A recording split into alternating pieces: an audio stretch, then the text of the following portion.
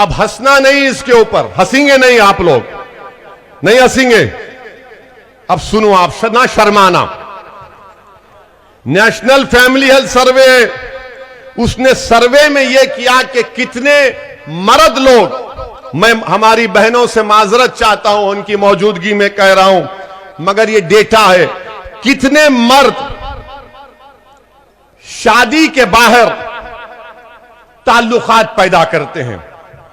यानी घर में बीवी है मगर दूसरी औरत से ताल्लुकात पैदा करते हैं शादी के बाहर, जिसको अंग्रेजी में बोलते लिव इन रिलेशनशिप, गुजराती में क्या बोलते, मैत्री। हाँ, वो है नहीं मालूम, मगर ये डेटा है। अब इसमें क्या कहा गया कि हमारे हिंदू भाई 2.2 मीन नंबर इनके पास पार्टनर थे, सिख और क्रिश्चियन 1.9, बुद्धिस्ट और मुसलमान 1.7, जैन में सबसे कम थे 1.1। अब क्या करेंगे इसका, आप बोलो क्या करेंगे बीजेपी की सरकार। अच्छा, जो सेक्सुअल ताल्लुकात पैदा करते, जिसको उर्दू में बोलते जमा, इंग्लिश में बोलते इंटरकोर्स, कौन अपनी बीवी को रखते हुए किसी और के साथ ऐसे चीजें करता है, उसका भी डेटा है। और उसमें मुसलमान खाली 2.6 है बीजेपी वालों। आप बोलो फिर इसका क्या जवाब देंगे। यूनिफॉर्म सिविल कोड, यानी हर मर्ज की दवा यूनिफॉर्म सिविल कोड। अब इसका क्या जवाब देंगे। अच्छा, फिर बोलते नहीं, यूनिफॉर्म सिविल कोड लाना इसलिए जरूरी है कि मुसलमान बहुत शादियां करते हैं। मोदी जी, हम एक करके परेशान हैं।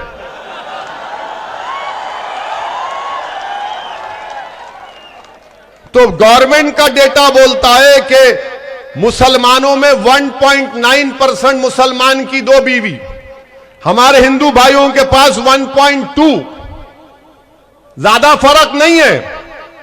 और सबसे बड़ी बात यह है कि अगर मुसलमान की दूसरी बीवी होगी तो बीवी होगी और उसको मेंटेनेंस का राइट मिलता है, उसको अपने शौहर के साथ घर में रहने का हक मिलता है।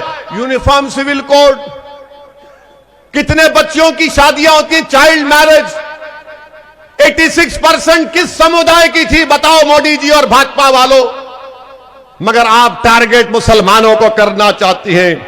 मेरे अजीज दोस्तों और बुजुर्गों, ये गवर्नमेंट का डेटा है, ये मेरा डेटा नहीं है।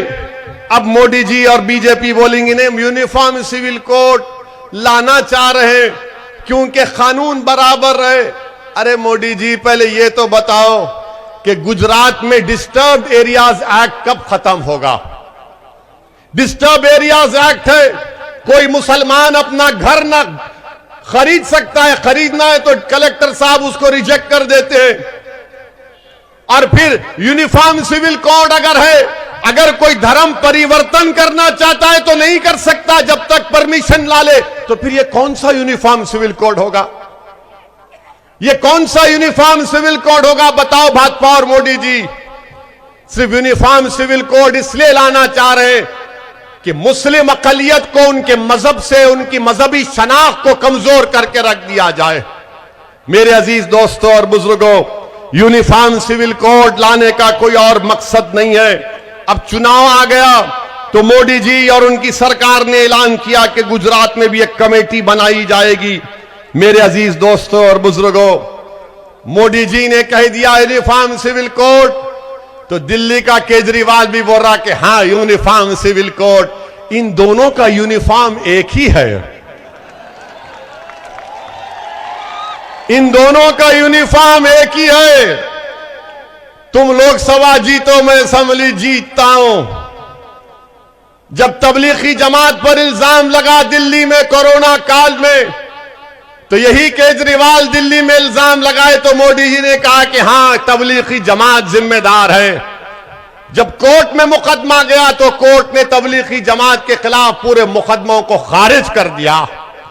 मेरे अजीज दोस्तों और बुजुर्गों, इसीलिए मैं आपसे अपील कर रहा हूं कि इन लोगों की जो अज़ाइम है, इनके जो हरकतें हैं, इसको आपको समझने की जरूरत है।